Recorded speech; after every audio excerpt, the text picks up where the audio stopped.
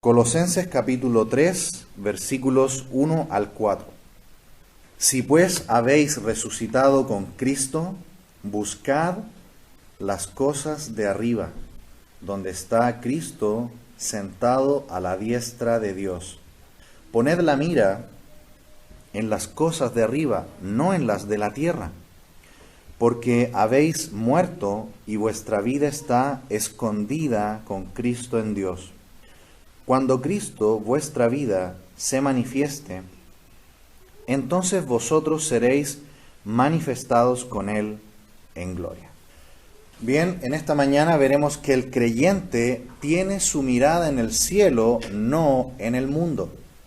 La epístola a los Colosenses hemos visto hasta aquí que nos enseña que solo Cristo es suficiente para la vida cristiana.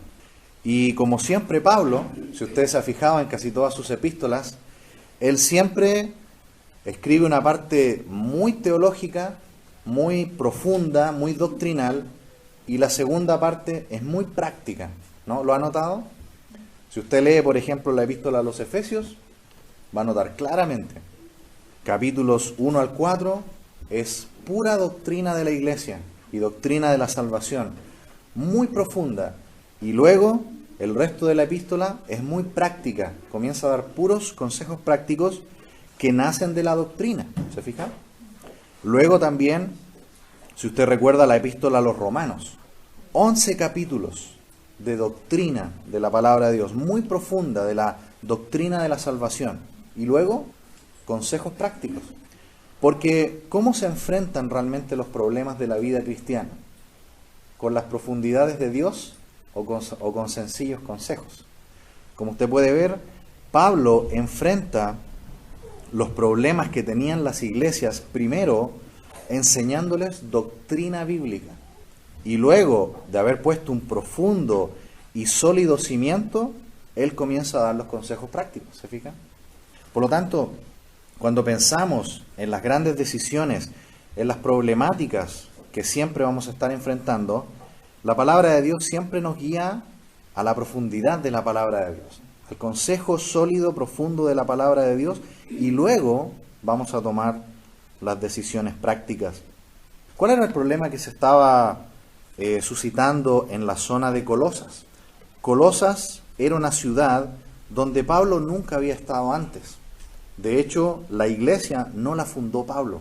Es una de esas iglesias que es un misterio quién la comenzó.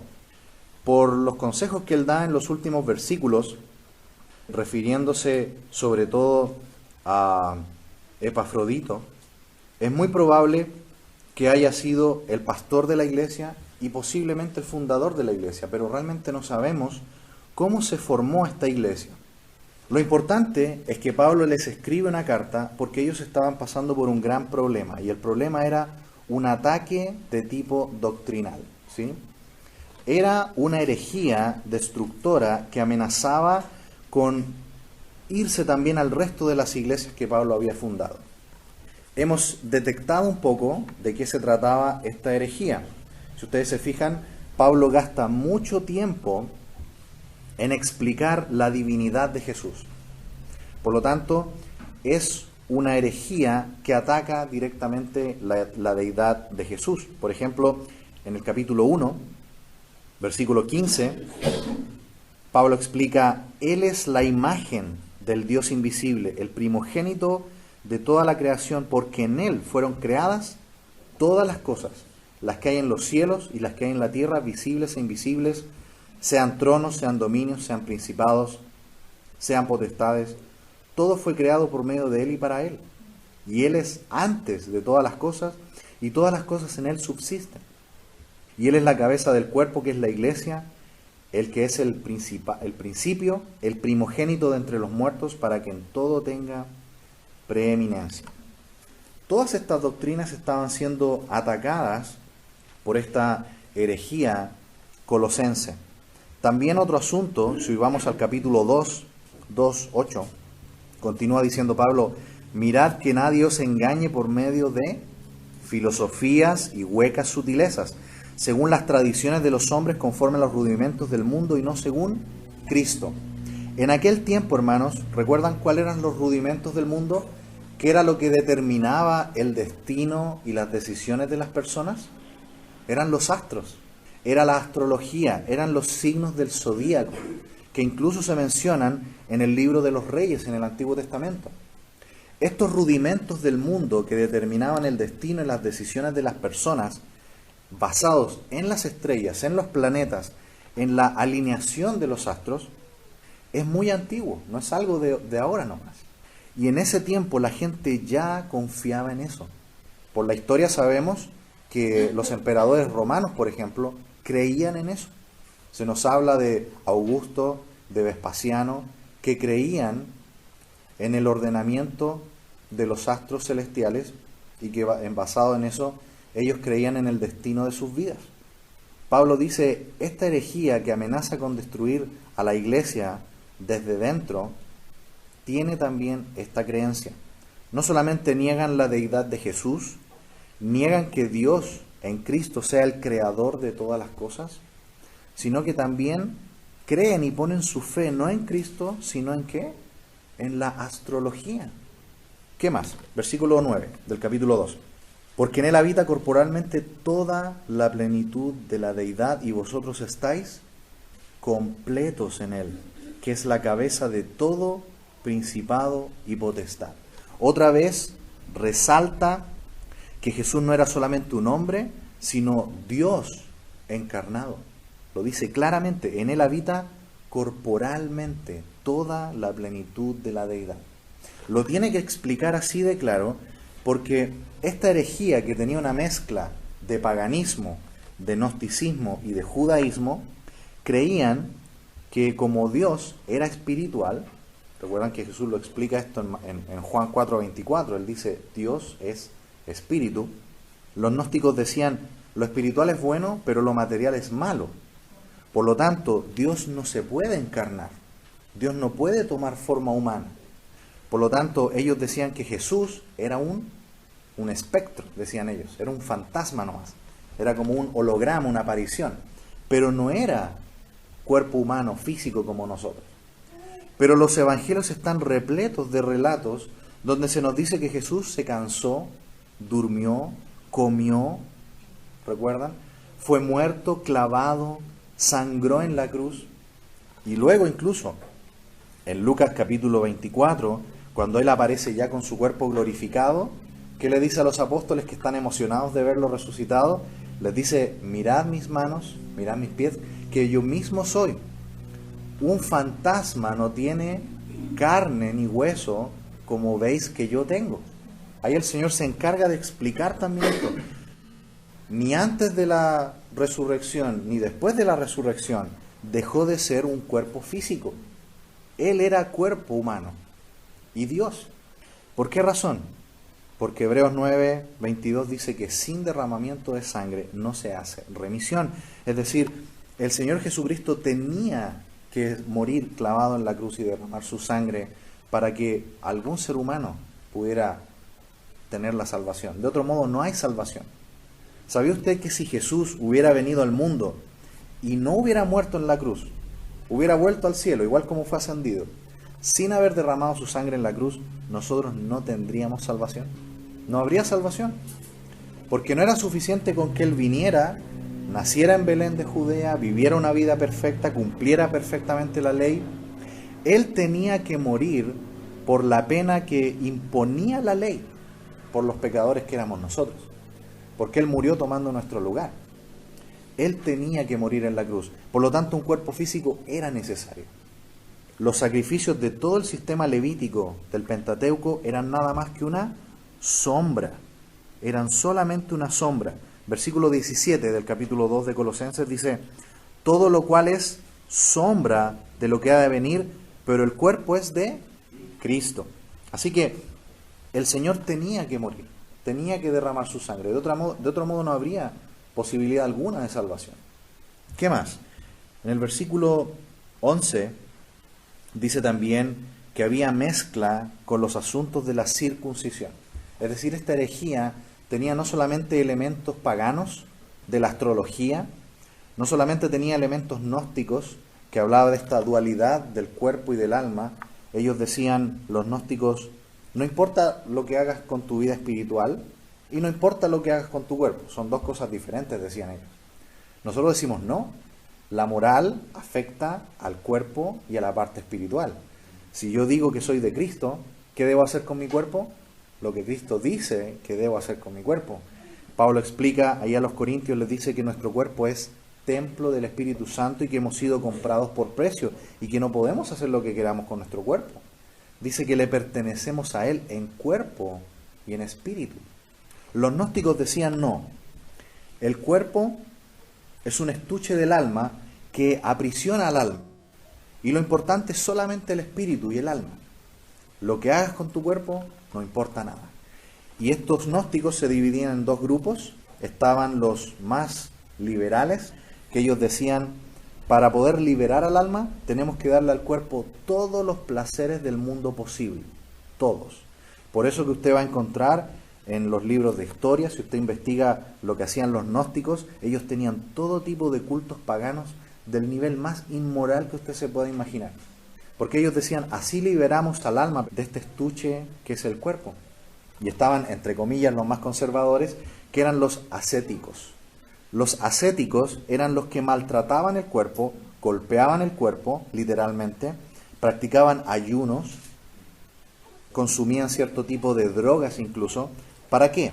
Para que el cuerpo, cuando ellos sintieran algún deseo físico carnal, este ascetismo lo controlara. Y aunque usted no lo crea, hoy día hay personas incluso en el ambiente de la Iglesia Católica que practican ascetismo. Golpean su cuerpo, maltratan el cuerpo para mantener a raya el pecado. ¿Pero qué dice Dios en su palabra? No debemos hacer eso. La Biblia dice que debemos simplemente andar en el Espíritu y no satisfacer los deseos de la carne. Andar en el Espíritu significa alimentar el Espíritu. ¿De qué se alimenta el Espíritu? De la Biblia, de la palabra de Dios. Jesús lo dijo en Mateo 4. No solo de pan vivirá el hombre, sino de toda palabra que sale de la boca de Dios. ¿Cuál es el alimento que necesita nuestro espíritu? La palabra de Dios. Y cuando nosotros alimentamos nuestra vida con pecado, vamos a empezar a andar en la carne. Así que es muy simple. Caminar en el espíritu es alimentar nuestra vida con la palabra de Dios. Y andar en la carne es dejar de alimentarnos con la palabra de Dios. Otro alimento va a llegar seguro, que va a venir del mundo. Una cosa más. Ahí mismo en Colosenses 2, versículo 12, sepultados con Él en el bautismo, en el cual fuisteis también resucitados con Él mediante la fe en el poder de Dios que le levantó de los muertos. Pablo tiene que explicar esto porque como ellos son gnósticos también, no creen en la resurrección corporal de Jesús. Ellos creen que Jesús nomás era un fantasma. Pero aquí queda claro que sin la muerte y la resurrección de Jesús, nosotros no tendríamos posibilidad alguna de salvación. Versículo 16. Por tanto, nadie os juzgue en comida o bebida, en cuanto a días de fiesta, luna nueva o días de reposo. Aquí hay una mezcla de fiestas paganas y judías, que los falsos maestros gnósticos que se habían introducido en la iglesia le obligaban a los hermanos de la iglesia a guardarlas. Es como que hoy día nosotros dijéramos, el calendario tiene ciertas fiestas que todo el mundo celebra, así que nosotros también tenemos que celebrarla. De otro modo, no somos buenos cristianos. Eso estaban haciendo. Y finalmente, versículo 18, nadie os prive de vuestro premio, afectando humildad y culto a los ángeles, entremetiéndose en lo que no ha visto, vanamente hinchado por su propia mente carnal. ¿Qué adoraban? A los ángeles. Hacían culto a los ángeles.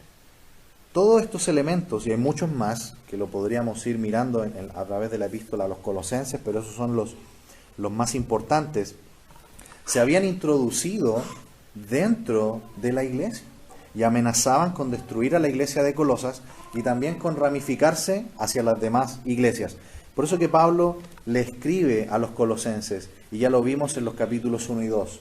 Él dice, Jesús es Dios encarnado. Él es el creador. Él creó a los principados y potestades, es decir, a los ángeles. Por lo tanto, si Él es el creador, no adoren a las criaturas, adoren al creador. Los ángeles son seres creados. No guarden todas esas fiestas paganas y hebreas, porque la ley ya fue cumplida en todo su aspecto ritual ceremonial.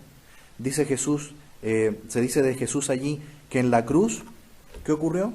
En el versículo 14, anulando el acta de los decretos que había contra nosotros, que nos era contraria, quitándola de en medio y clavándola en la cruz.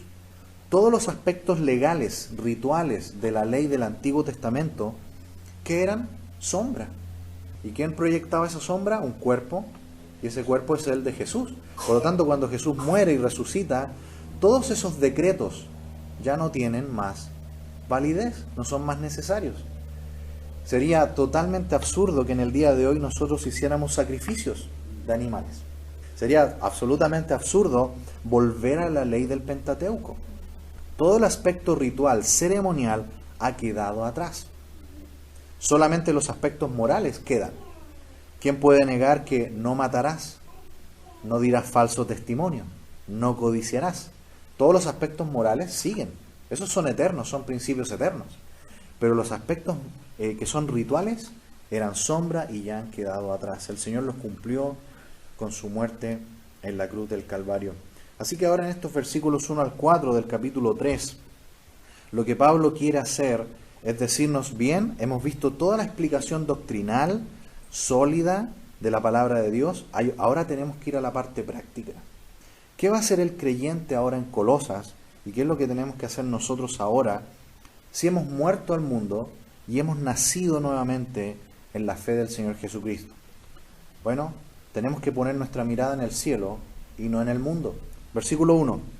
Si pues habéis resucitado con Cristo, buscad las cosas de arriba, donde está Cristo sentado a la diestra de Dios.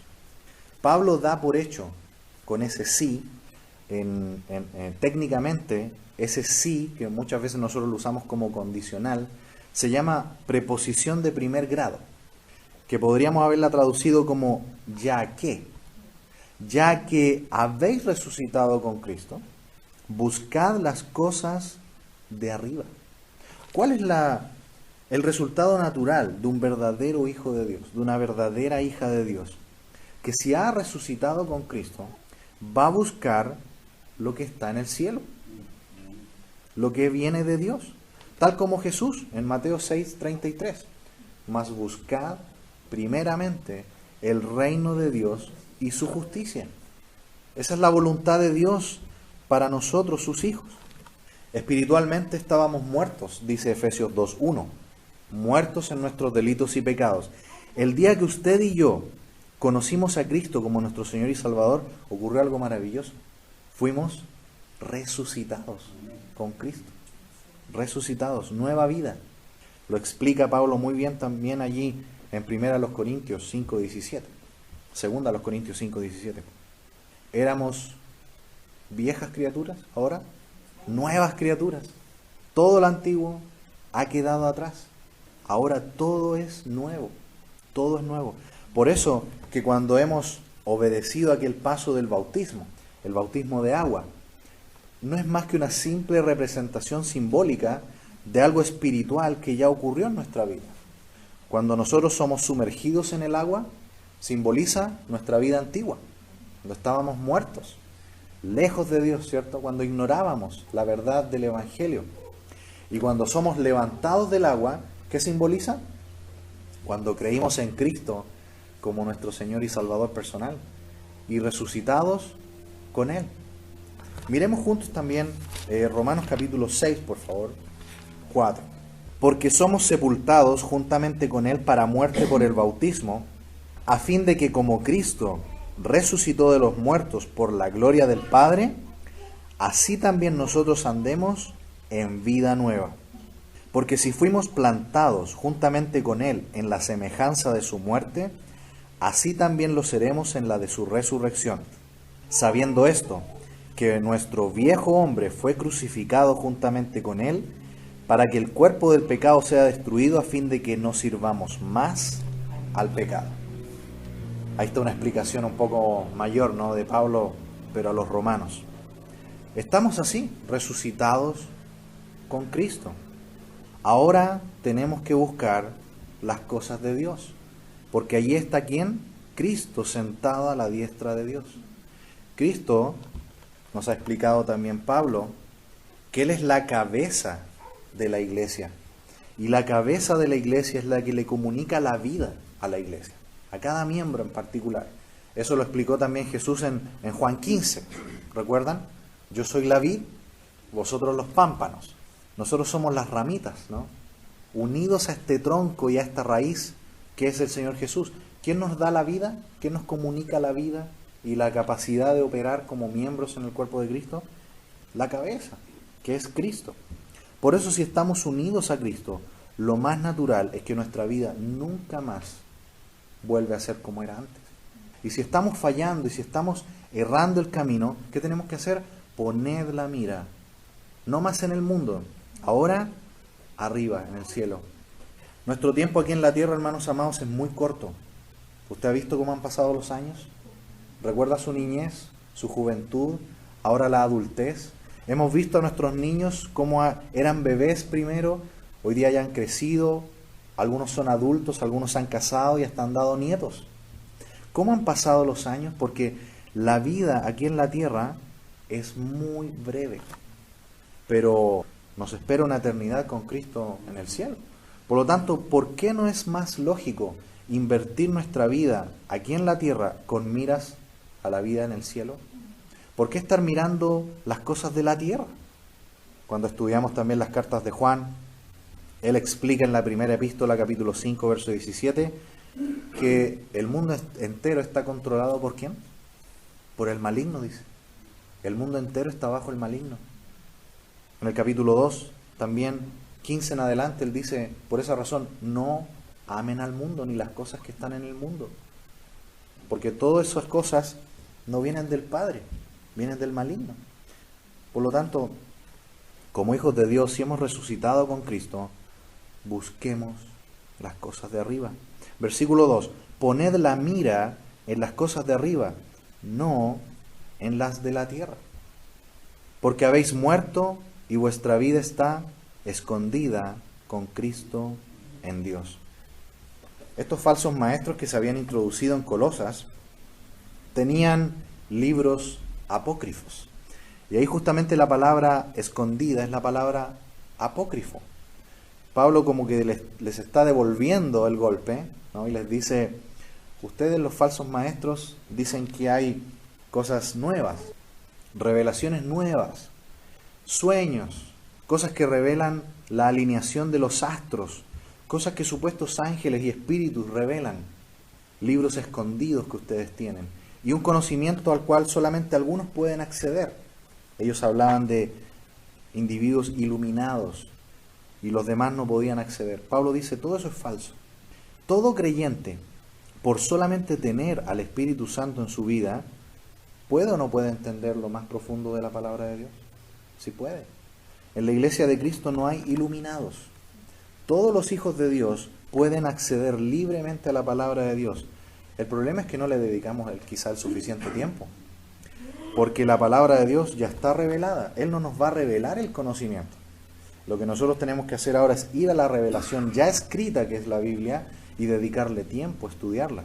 Si todos hiciéramos eso, no debiera haber ningún creyente que no conozca profundamente la palabra de Dios. Si no lo hay, no es por un error de Dios, es por un error nuestro. Porque nos falta dedicar tiempo, pues tenemos al Maestro que nos guía a toda verdad. Según Juan capítulo 16, el Espíritu Santo, que es el Maestro de la iglesia. Y además de eso, Pablo explica en Efesios 4:11 que él ha dado a la iglesia pastores y maestros que explican la palabra de Dios a la iglesia. Por lo tanto, no hay élites en la iglesia. No puede haber personas que digan, no, esto nomás lo puede saber el pastor o los líderes o algún hermano. No, todo creyente tiene libre acceso a las profundidades de Dios y de su palabra. Si nosotros creemos de la manera contraria, no nos diferenciamos mucho de estos gnósticos.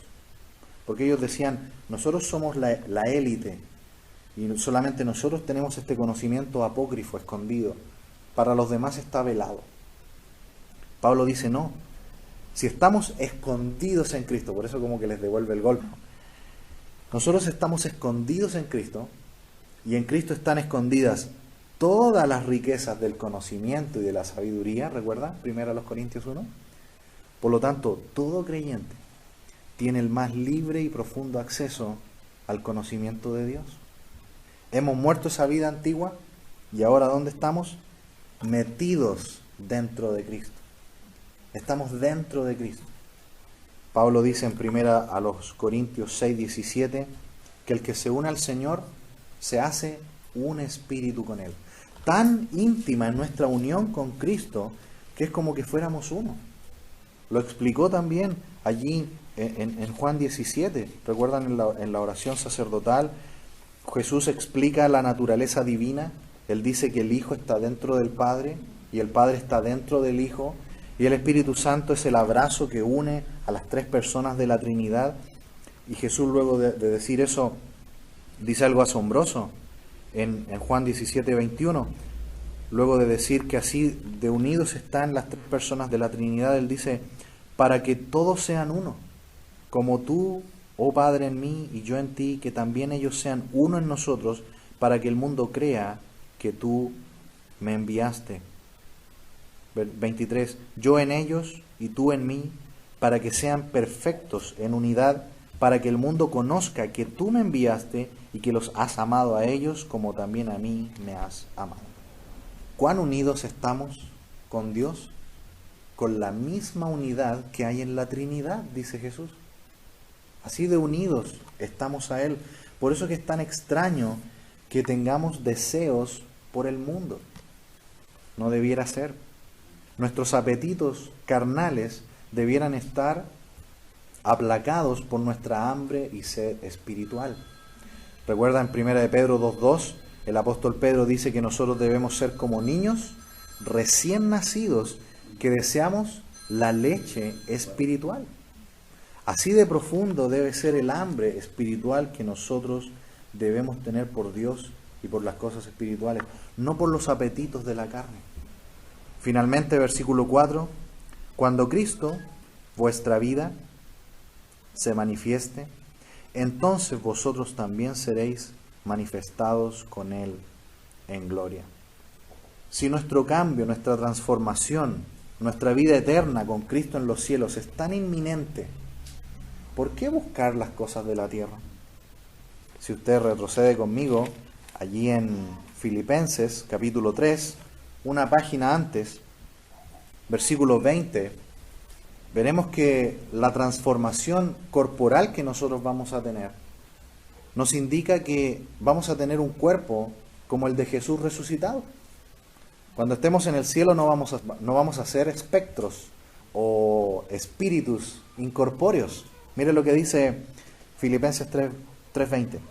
Mas nuestra ciudadanía está en los cielos, de donde también esperamos al Salvador, al Señor Jesucristo, el cual transformará el cuerpo de la humillación nuestra para que sea semejante al cuerpo de la gloria suya, por el poder con el cual puede también sujetar a sí mismo todas las cosas.